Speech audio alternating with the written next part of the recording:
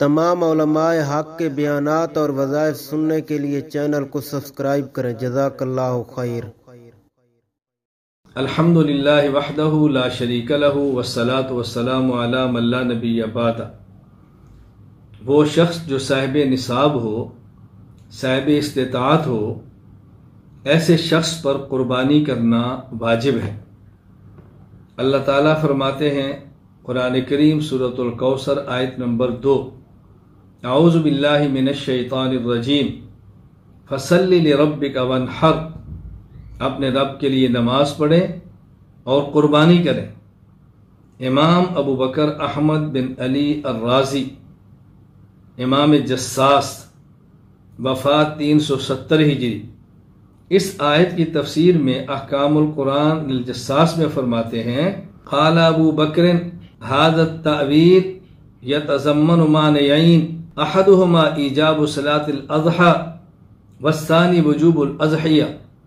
اس آیت سے دو باتیں ثابت ہوتی ہیں، نمبر 1 عید کی نماز کا واجب ہونا، اور نمبر 2 قربانی کا واجب ہونا۔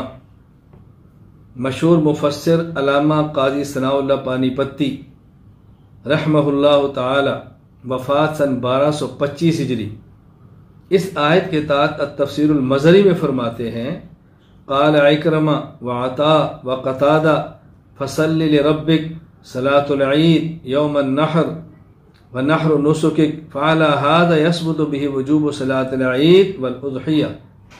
اس آیت سے عید کا اور قربانی کا واجب ہونا ثابت ہوتا ہے۔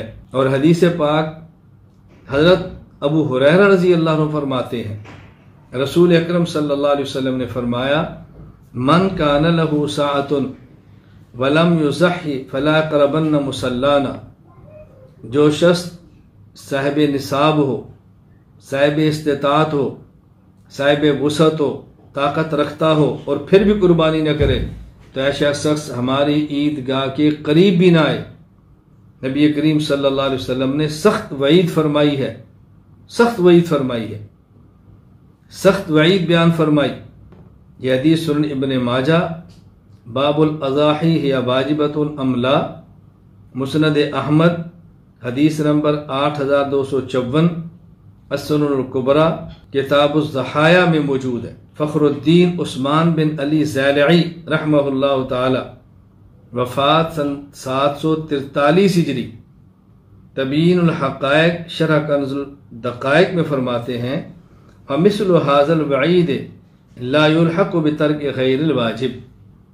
رسول اکرم صلی اللہ علیہ وسلم جہاں وعید اور اتنی سخت بات ارشاد فرمائیں، یہ واجب کے چھوڑنے پر ہی ہو سکتی ہے۔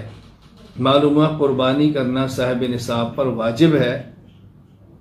قربانی خوش دلی سے کریں، رغبت سے کریں، خندہ پیشانی سے کریں۔ اللہ تعالی ہم سب کو توفیق عطا فرمائے۔